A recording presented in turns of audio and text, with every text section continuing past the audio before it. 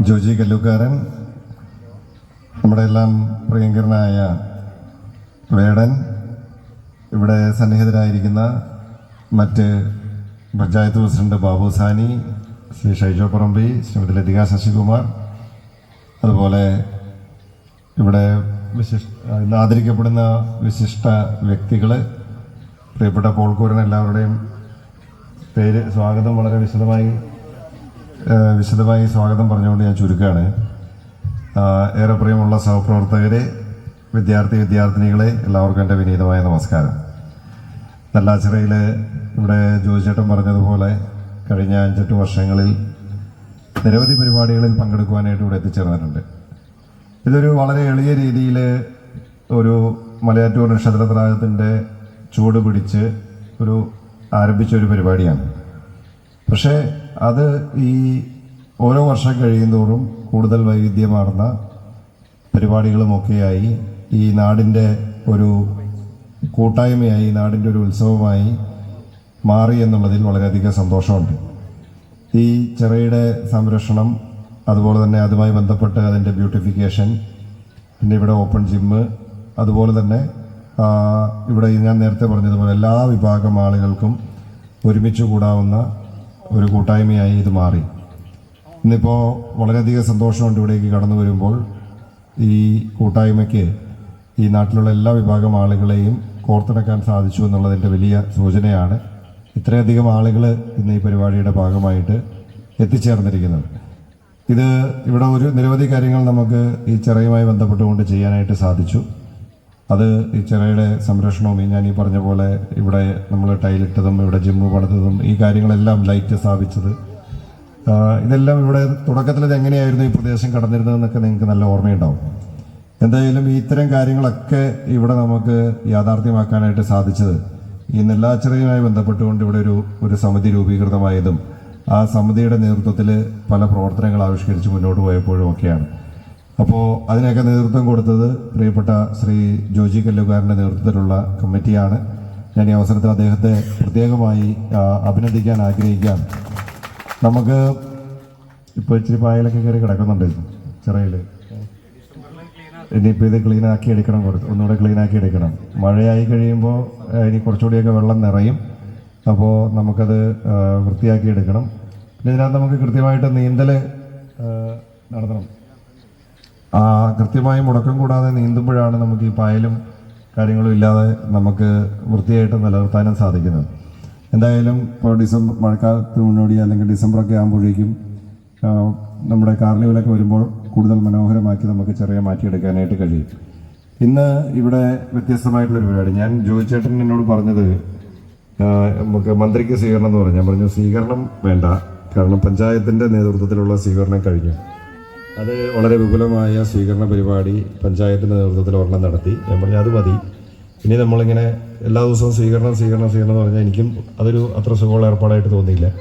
അതുകൊണ്ടാണ് ഞാൻ പറഞ്ഞത് സ്വീകരണ പരിപാടിയൊന്നും വേണ്ട, നമുക്ക് അങ്ങനെ എന്തെങ്കിലും ഒരു ചടങ്ങ്, പരിപാടി, വ്യത്യസ്തമായിട്ടൊരു പരിപാടി ഇവിടെ സമിതിയുടെ പേരിൽ നടക്കുമ്പോൾ ഞാൻ അതിൽ പങ്കെടുക്കാൻ വരാം എന്ന് പറഞ്ഞത്.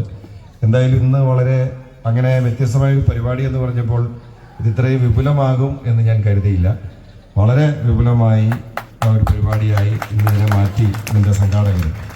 ഇവിടെ പല കാര്യങ്ങളുണ്ട്. ഒന്ന്, നമുക്ക് നമ്മുടെ നാട്ടിൽ നമ്മളെല്ലാവരും വളരെ സ്നേഹത്തോടുകൂടി, താല്പര്യത്തോടുകൂടി നമ്മളൊക്കെ കേൾക്കാൻ ആഗ്രഹിക്കുന്ന ഒരു കലാകാരനായിട്ടുള്ള വേടൻ നമ്മുടെ അയൽവക്കക്കാരനായി മാറി എന്നുള്ളതിൽ നമുക്ക് സന്തോഷമുണ്ട്. അദ്ദേഹം നമ്മുടെ തൊട്ടടുത്ത പ്രദേശത്ത്, പുളിയരം പ്രദേശത്ത് താമസക്കാരനായി മാറി. അതിൽ ജോജിച്ചേട്ടനും ഒരു ചെറിയ പങ്കുണ്ട് എന്നാണ് ഞാൻ മനസ്സിലാക്കുന്നത്. അപ്പോൾ അദ്ദേഹത്തെ ഇവിടെ കൊണ്ടുവരുന്നതിൻ്റെ പിന്നിൽ ജോജിച്ചേട്ടൻ്റെ കറുത്ത കരങ്ങളുണ്ട് എന്ന് ഞാൻ മനസ്സിലാക്കുന്നു. അപ്പോൾ അത് നമുക്ക് എന്തായാലും വലിയൊരു ഭാഗ്യമായി മാറി. അദ്ദേഹത്തിൻ്റെ സാന്നിധ്യം ഈ ചടങ്ങിനെ വളരെ മഹനീയമാക്കി. അദ്ദേഹത്തിന് ഞാൻ ഈ അവസരത്തിൽ എല്ലാവിധ അഭിനന്ദനങ്ങളും ആശംസകളും നേരുകയാണ്. മലയാളികൾ മാത്രമല്ല, വലിയൊരു വിഭാഗം ആളുകൾ കേരളത്തിൻ്റെ പുറത്തും അകത്തുമൊക്കെ വലിയ ആരാധനയോട് കൂടിയിട്ടാണ് അദ്ദേഹത്തെ, പ്രതീക്ഷയോട് കൂടിയിട്ടാണ് അദ്ദേഹത്തെ നോക്കിക്കാണുന്നത്. അദ്ദേഹത്തിന് ഇനിയും ഒത്തിരി ഉയരങ്ങൾ കീഴടക്കാൻ സാധിക്കട്ടെ എന്ന് ആശംസിക്കുകയാണ്. അതുപോലെ തന്നെ ഇന്നിവിടെ ആദരിക്കപ്പെടുന്ന നമ്മുടെ സംരംഭകരൊക്കെ ഉണ്ട്. എല്ലാവരും നമ്മുടെ നാടിനേറെ അഭിമാനകരമായിട്ടുള്ള നേട്ടം കൈവരിക്കുന്ന സംരംഭകരാണ്. നമ്മുടെ നാട്ടിൽ സംരംഭകർക്ക് അവർ ചെയ്യുന്നത് വലിയൊരു നാടിന് വേണ്ടിയിട്ടുള്ളൊരു സേവനം കൂടിയാണ്. കാരണം ഈ ഇരിക്കുന്ന ആളുകളൊക്കെ നിങ്ങൾ ഒരർത്ഥത്തിൽ പരിശോധിച്ചാൽ അവർ നടത്തുന്ന സംരംഭങ്ങൾ ഒരു വലിയ തൊഴിൽ ദാതാക്കൾ കൂടിയാണ്. ഇപ്പോൾ നമ്മൾ കഴിഞ്ഞ 2 ദിവസമായിട്ട് വായിച്ചുകൊണ്ടിരിക്കുന്നത് ഒരു കമ്പനിയിൽ നിന്നും ഒറ്റയടിക്ക് 500 പേരെ ഒരു പ്രയർ നോട്ടീസും കൂടാതെ പിരിച്ചുവിട്ടുമെന്നാണ് പറയുന്നത്. അവരുടെ തൊഴിൽ നഷ്ടപ്പെട്ട് അവർ പത്രമാധ്യമങ്ങളിലെ ചാനലുകളിലൊക്കെ വലിയ വാർത്ത വന്നുകൊണ്ടിരിക്കുകയാണ്. അവരുടെ വേദന നമ്മൾ കേട്ടുകൊണ്ടിരിക്കുകയാണ്. ഈ ഇരിക്കുന്ന ഓരോ വ്യക്തിയും നിരവധി ആളുകൾക്ക് തൊഴിൽ കൊടുക്കുന്ന തൊഴിൽ ദാതാക്കൾ കൂടിയാണ്. അതുകൊണ്ട് തന്നെ നമുക്കിതുപോലുള്ള സംരംഭകരെ നമ്മുടെ നാടിന് ആവശ്യമാണ്. അങ്ങനെയുള്ള സംരംഭങ്ങൾ വരുമ്പോഴാണ് നമുക്ക് നേരത്തെ പറഞ്ഞതുപോലെ തൊഴിൽ ലഭിക്കുന്നത്, സാമ്പത്തിക വളർച്ച ഉണ്ടാവുന്നത്. അങ്ങനെ സാമ്പത്തിക വളർച്ച ഉണ്ടാകുമ്പോൾ അതിൻ്റെ പ്രയോജനം സർക്കാരിനുമുണ്ട്. കാരണം സർക്കാരിൻ്റെ ഖജനാവിലേക്ക് കൂടുതൽ നികുതി വരുമാനം ഉണ്ടാകുന്നത് ഇതുപോലെ സംരംഭങ്ങളൊക്കെ വരുമ്പോഴാണ്. അതുകൊണ്ട് അത്തരം നമ്മുടെ നാടിന് അഭിമാനകരമായിട്ടുള്ള ഈ സംരംഭകരെ ആദരിക്കുവാനായിട്ട് തയ്യാറായതിൽ അതിയായ സന്തോഷം. അവർക്ക് എല്ലാവിധ അഭിനന്ദനങ്ങളും ആശംസകളും നേരുകയാണ്. ഇനിയും അവരുടെ സംരംഭങ്ങൾക്ക് കൂടുതൽ വളർച്ച ഉണ്ടാവട്ടെ എന്ന് ആശംസിക്കുന്നു. പിന്നെ അതിലൊക്കെ ഉപരിയായി നമ്മുടെ വിദ്യാർത്ഥിനികൾ SSLCയിലും +2ലും വിവിധ പരീക്ഷകളിലൊക്കെ തിളക്കമാർന്ന വിജയം കൈവരിച്ച വിദ്യാർത്ഥിനികളാണ്. നമ്മുടെ നാടിൻ്റെ ഏറ്റവും വലിയ റിസോഴ്സ് എന്ന് പറയുന്നത് നമ്മുടെ പുതുതലമുറയാണ്. നമ്മുടെ ഭാവി തലമുറ, നമ്മുടെ മക്കൾ, യുവതി-യുവാക്കൾ, അവരാണ് നമ്മുടെ നാടിൻ്റെ ഏറ്റവും വലിയ റിസോഴ്സ് എന്ന് പറയുന്നത്. നാടിൻ്റെ വളർച്ച നമ്മൾ ഇവിടെ കുളം കെട്ടുന്നതോ അല്ലെങ്കിൽ റോഡ് പണിയുന്നതും പാലം പണിയുന്നതും ഒക്കെ എത്രത്തോളം പ്രാധാന്യമുള്ളതാണോ അതുപോലെ, അല്ലെങ്കിൽ ഒരുപക്ഷെ അതിനേക്കാൾ പ്രാധാന്യമുള്ളതാണ് നാട്ടിലുള്ള ഓരോ വ്യക്തിയുടെയും വളർച്ച എന്ന് പറയുന്നത്.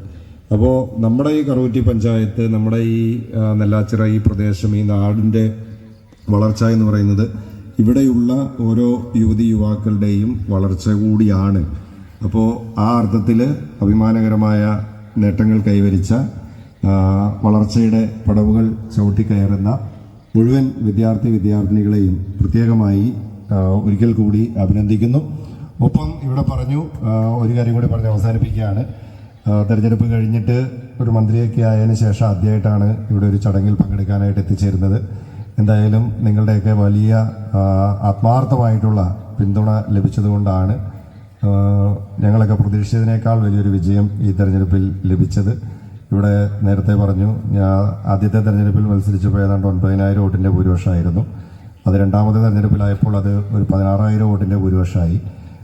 ഈ തവണ ആയപ്പോഴേക്കും അത് ഞങ്ങളൊക്കെ പ്രതീക്ഷിച്ചതിൻ്റെയൊക്കെ എന്താ പറയുന്നത് അതുക്കും മേലെ ഒരു 37,000 വോട്ടിൻ്റെ ഭൂരിപക്ഷത്തിൽ ഈ തെരഞ്ഞെടുപ്പിൽ ജയിക്കാൻ സാധിച്ചു.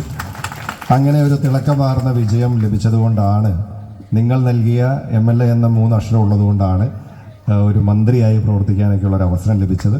അപ്പോൾ ആ സ്നേഹത്തിന്, നിങ്ങൾ നൽകിയ പിന്തുണയ്ക്ക്, അതിന് നിങ്ങളുടെ പ്രാർത്ഥനയ്ക്ക് എന്നും നിങ്ങളോട് കടപ്പെട്ടിരിക്കുന്നു എന്ന് സൂചിപ്പിച്ച് ഒരിക്കൽ കൂടി ഹൃദയം നിറഞ്ഞ നന്ദി അറിയിച്ചുകൊണ്ട് ഈ പരിപാടിക്ക് എല്ലാ ആശംസകളും നേർന്നുകൊണ്ട് ഇതിൻ്റെ ഉദ്ഘാടനം നിർവഹിച്ച് അറിയിക്കുന്നു. നിങ്ങൾക്ക് നമസ്കാരം.